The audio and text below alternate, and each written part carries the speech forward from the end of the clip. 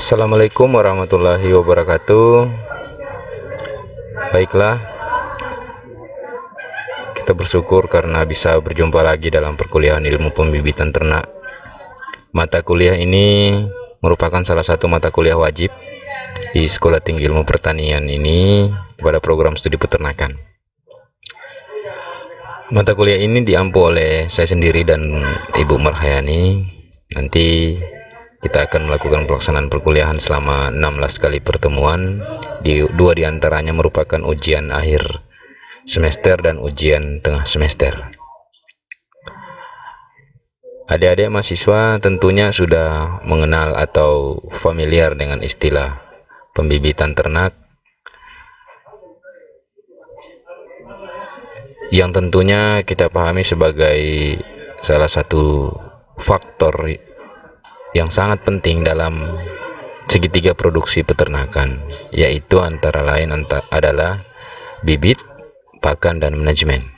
Nah, untuk menunjang ketersediaan bibit yang berkualitas ini, tentunya diperlukan manajemen pembibitan ternak yang baik pula.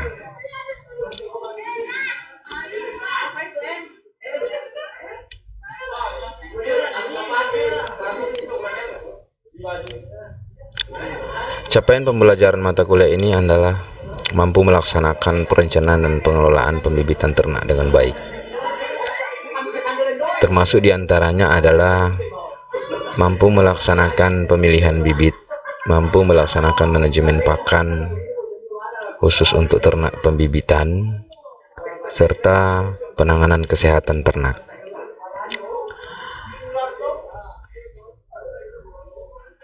Dalam mata kuliah ini kita akan membahas tentang manajemen pembibitan ternak, manfaat dan tujuan jangka panjang pembibitan itu sendiri, ciri bibit yang baik, teknik pemilihan bibit, manajemen penetasan, penanganan ternak bunting, kebutuhan nutrisi, persiapan partus, penanganan ternak prenatal, kebutuhan nutrisi ternak prenatal, manajemen perkandangan ternak postpartus, dan penyapihan.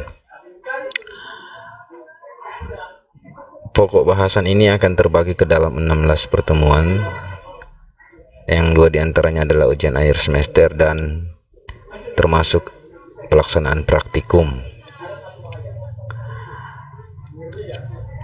Pada perkuliahan ini, komponen penilaian antara lain adalah ujian akhir semester itu sebesar 25%, ujian tengah semester 25%, praktikum 30%, tugas 15%, kehadiran 5%. Sehingga saya sangat mengharapkan agar kepada setiap mahasiswa dapat melaksanakan dan mengikuti perkuliahan dengan baik, mentaati tata tertib perkuliahan termasuk pelaksanaan pengiriman tugas-tugas melalui classroom, dan juga minimal kehadiran untuk mengikuti UAS adalah 75%. Jadi sangat saya harapkan agar semua mahasiswa aktif dalam mengikuti perkuliahan. Mata kuliah ini berhubungan dengan ilmu genetika, karena dalam pembibitan ternak kita melaksanakan upaya sebenarnya untuk menghasilkan suatu bibit yang berkualitas baik, sehingga pembibitan ternak ini bisa dikatakan sebagai salah satu bagian untuk memperbaiki kualitas genetik. Mata kuliah yang lain yang berhubungan dengan mata kuliah ini antara lain adalah pemuliaan ternak, ya, karena pemuliaan ternak tidak dapat dipisahkan dengan proses pembibitan, di mana kita ketahui bahwa pemulihan ternak adalah upaya untuk menghasilkan bibit dengan karakteristik genetik yang baik. Pemulihan ternak ini adalah upaya untuk memperbaiki karakteristik genetik, salah satunya dengan sistem perkawinan yang tentu akan bersentuhan dengan pembibitan. Pemulihan ternak tujuannya adalah untuk menghasilkan ternak dengan karakteristik yang unggul, yang diinginkan apakah 1 atau 2 sifat unggul. Selain itu, mata kuliah ini juga berhubungan dengan mata kuliah ilmu usaha dan produksi ternak unggas. Karena dalam mata kuliah ini kita mempelajari tentang sistem perkandangan termasuk manajemen pakan usaha pembibitan. Dan dalam mata kuliah ilmu usaha dan produksi ternak unggas sangat berhubungan erat dengan ketersediaan bibit yang baik. Selanjutnya, mata kuliah ini juga berhubungan dengan ilmu usaha dan produksi ternak potong dan kerja, karena dasar dari pengembangan usaha peternakan itu adalah ketersediaan bibit, sehingga dalam pengembangan usaha produksi ternak potong dan kerja tentu harus memperhatikan ketersediaan bibit yang berkualitas. Sebenarnya apa sih tujuan dari pelaksanaan pembibitan ternak itu? Jadi pelaksanaan pembibitan ternak ini bertujuan dan manfaat yang diharapkan antara lain adalah adanya kelestarian sumber daya genetik. Kenapa pembibitan dapat dikatakan untuk sebagai kelestarian sumber daya genetik? Karena pembibitan ini adalah salah satu rangkaian reproduksi yang bertujuan untuk tetap mempertahankan spesies ternak tertentu serta mempertahankan sumber daya genetik dari ternak tersebut, sehingga dikatakan sebagai manfaatnya antara lain adalah untuk kelestarian sumber daya genetik. Yang kedua, manfaat yang kedua adalah peningkatan populasi. Tentu kalau kita berbicara populasi,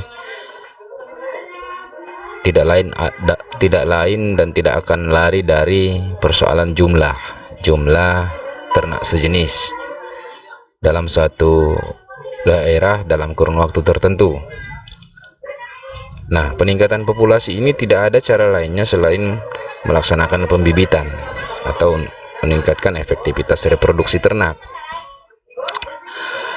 Berdasarkan itulah, peningkatan populasi dapat dikatakan sebagai salah satu tujuan sekaligus manfaat dari program pembibitan ternak.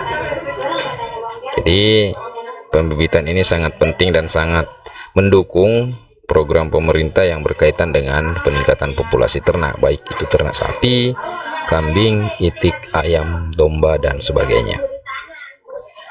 Yang tidak kalah pentingnya dari manfaat pembibitan ternak ini adalah untuk pemenuhan kebutuhan protein asal hewan. Ya.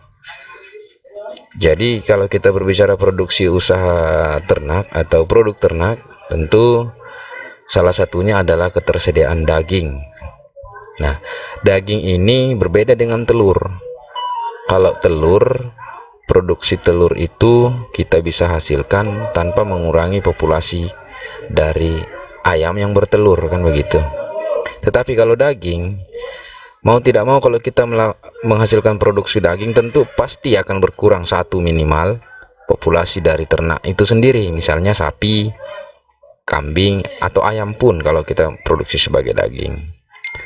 Jadi dengan adanya pembibitan ternak ini kita bisa mensuplai ketersediaan bibit dalam jangka panjang sehingga terus-menerus dapat memenuhi kebutuhan protein asal hewan. Manfaat selanjutnya adalah sebagai sumber daya genetik yang baik dalam rekayasa genetik ternak.